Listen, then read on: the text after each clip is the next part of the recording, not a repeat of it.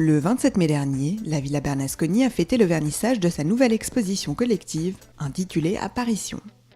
On ouvre chaque année le festival Mai au Parc avec le vernissage de l'exposition. Et là, la thématique, c'est l'apparition, enfin le titre de l'exposition est l'apparition. Plutôt au sens de l'apparition de l'image que de l'apparition au sens religieux. Mais il y a aussi certains artistes qui ont traité ce sujet-là, notamment une artiste suisse-alémanique qui s'appelle Lex Wöckli et qui a fait une pièce qui s'appelle l'Annonciation. Donc elle traite le thème vraiment au sens religieux. Mais la plupart des artistes, c'est plutôt la progression, le processus de création qui relève de l'apparition dans le sens où l'image peu à peu se construit et apparaît soudainement, terminée, achevée et à laquelle il ne faut plus toucher parce qu'elle est complète.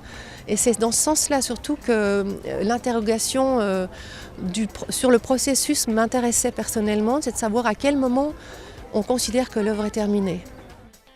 Tous les artistes ont été choisis en fonction de cette thématique, mais c'est vrai que certains ont des variétés d'approches assez différentes les unes des autres. En tout cas, ce qui est frappant, c'est qu'ils ont des techniques totalement différentes. Il y a des installations, il y a de la peinture, il y a de la photographie, et chaque approche traite d'une façon ou d'une autre, soit de l'illusion d'optique, l'illusion visuelle avec des miroitements, avec des installations qui font des reflets, et qui figure un peu un lac ou un miroir qui bouge lui-même. Certains artistes travaillent plutôt sur la matière elle-même, sur la couleur elle-même, qui au fil du temps, avec des couches superposées, fait naître tout d'un coup une image, un début d'image, quelque chose de pas vraiment figuratif, mais qui se construit peu à peu. D'autres artistes, c'est plutôt vraiment un concept complètement préparé, pensé, construit, et qui soudain prend sa forme définitive. L'exposition regroupe ainsi 7 styles très différents autour d'une même thématique. Nous sommes allés à la rencontre de ces artistes au gré des étages de la villa. Au rez-de-chaussée sont exposées des œuvres de la photographe plasticienne Christiane Grimm. Les thèmes centraux de ces créations sont la lumière et la couleur. J'expose une série de portraits, mais en fait le sujet c'est la lumière et j'ai choisi de représenter la lumière à travers un visage parce qu'en fait c'est le visage qui reçoit, enfin la sensation de la lumière on la reçoit par le visage, par les yeux. Et donc c'est pas un travail sur le portrait, c'est un travail sur la lumière. Un des aspects de ce travail c'est aussi l'émergence de l'image, donc il y a bien une idée de quelque chose qui apparaît dans ce travail. Là, en l'occurrence, c'est un visage et c'est comme une vision, en fait, ce visage. J'ai cherché à représenter une vision que j'avais, une vision intérieure, très lointaine, que j'avais éprouvée jadis. Je travaille avec une technique très simple, la lumière naturelle, près d'une fenêtre, toujours la même. Et suivant les lumières, j'installe mon sujet et puis j'attends d'obtenir la bonne lumière pour déclencher. Voilà. Et j'ai travaillé sur 5 ans, toujours avec le même modèle. Donc on remarque qu'il y a beaucoup de changements en 5 ans, changement de lumière, changement aussi physique de la personne, de la jeune femme. Je suis toujours très touchée de pouvoir montrer mon travail dans des conditions différentes, des conditions d'éclairage et de lumière différentes. Et c'est la première fois que je présente ce travail sans encadrement, des papiers comme ça, nus. Un très beau papier d'ailleurs qui bouge beaucoup selon l'hygrométrie de la pièce, mais qui est très vivant aussi. Au premier étage de la villa, nous avons croisé le chemin de Sabine Tollen. Cette ancienne architecte paysagiste cherche à poser un regard différent sur le paysage.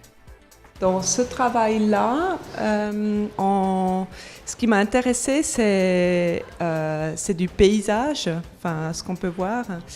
Et puis, en fait, c'est du paysage qui sort d'un spray. En fait, c'est des sprays de décoration de Noël qu'on applique sur des vitres.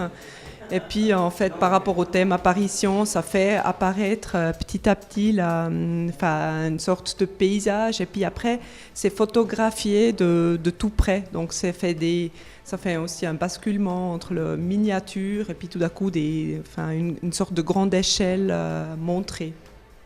Cette ambiguïté m'intéressait aussi, le côté quelque chose d'artificiel, quelque chose qui sort d'une bouteille de spray et puis qui devienne quelque chose qui paraît naturel, mais qui ne l'est pas.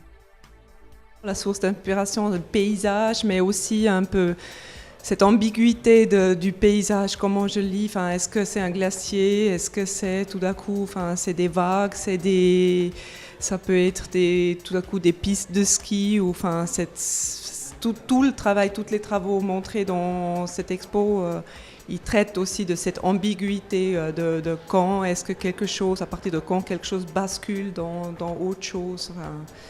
De marcher sur ces crêtes-là, c'est ce qui m'intéresse. L'artiste suisse-allemande Lex Wöckli privilégie la peinture à l'huile. Ses compositions comportent une symbolique forte. Ich habe sehr viele Orte der Inspiration. Das kann sein ganz Alltägliches, kann sein schlechter Geschmack, guter Geschmack.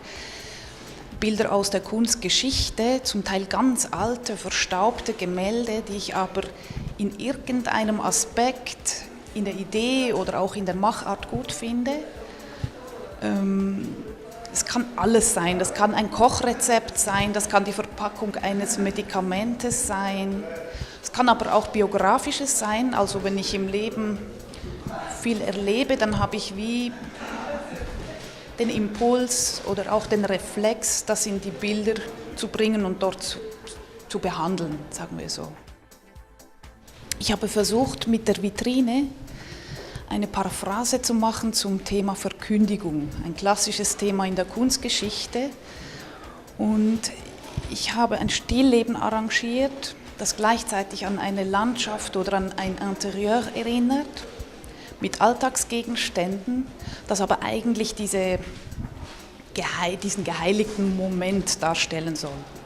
Also ich bin nicht religiös, aber mich interessiert die Tradition dieses Bildthemas. Diese 4 Bilder hier, die heißen das kleine ABC. Und für mich sind das 4 Stationen im Leben eines Menschen. Die Geburt, verursacht meistens durch Verkehr von Mutter und Vater, dann das Wollen, das ein Bedürfnis haben oder auch selbstständig werden wollen, Macht haben wollen über den eigenen Körper auch. Dann kommt die Station vom ich weiß, dass ich bin, so, und ich habe schon etwas erreicht oder ich habe Kinder gemacht, was auch immer, und zum Ende dann das Mysterium des Todes. Au 3e et dernier étage de l'exposition se trouvent 2 créations qui interagissent avec l'espace et en prennent possession. Lucie Amour, qui a travaillé en collaboration avec Simon de Pierra, nous explique l'origine du concept de l'étang de miel. Dans cette expo, il y a une référence importante à une performance que j'ai faite. C'était la danse du tango sur le miel. Donc, et du coup, je me suis rendu compte que les surfaces de miel, ça fait des dessins vraiment très beaux. Et puis que juste la présence du miel, ça suggère plein de choses dans la tête. Et puis on a plein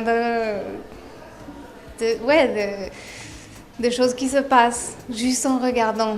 On fait appel à tous les sens. Il y a la vue, il y a le toucher, il y a l'odorat, il y a tout. Et puis ici, j'ai fait... Moi, je suis partie sur l'attention de les sandales qui montent un peu sur les jambes des femmes. Et puis je me disais que c'était comme une algue. Et du coup, j'ai fait cette algue de chaussures. Ça s'appelle sargasses. Les sargasses, c'est des algues flottantes. Ici, vous avez des chaussures, mais du coup, elles deviennent une texture. On lit quand même une forme, mais c'est après qu'on découvre les chaussures. Donc il y a une apparition, il y a une espèce de mise en abîme qui se fait. Et puis par rapport au miel et tout ça, c'est se projeter dans cet univers. Ici aussi, c'est se projeter dans un autre... de voyager un peu dans l'imaginaire. L'étang de miel créé in situ fait penser à une sorte de paysage lunaire. Les reflets de la couverture de survie dorée jouant avec les motifs de la surface de miel. Je m'intéresse plutôt aux questions d'espace à la base, et puis je trouvais intéressant ce lieu qui est presque un faux étage, étant donné qu'on a la tête qui frotte quasiment le plafond. Je me suis dit on pourrait accentuer ça avec le ponton, donner une sorte de contre-plongée, ce qui fait qu'il y a des moments où on n'est plus attentif au fait qu'on a la tête serrée. Et puis c'était aussi l'idée de créer cet oblique qui permet de rassembler deux salles ensemble et d'avoir une fenêtre qui ne soit pas du même côté du matériau. C'est-à-dire qu'il a une transparence qu'on ne pense pas. C'est un peu la même que sur les CD. Et qu'il faut regarder avec une source de lumière à l'arrière pour voir à travers. Et du coup, ça faisait une apparition. Il y a un point de vue depuis la porte où on voit les reflets de la bâche dans les arbres, sur la vitre. Ça crée une sorte d'hors-champ en fait. Et l'idée c'était à partir de cette construction qui est malgré tout assez lourde, créer un sentiment de promenade, que l'espace est plus grand que ce qu'il est. Et puis accentuer sur le fait qu'on est en contact avec l'extérieur. Enfin, c'est un étang intérieur, mais qui est un prétexte à regarder dehors. D'autres œuvres sont à découvrir, notamment celle de Marba et de José Pizelou. Une conjugaison de techniques autour d'une même thématique. À découvrir jusqu'au 10 juillet à la Villa Bernasconi.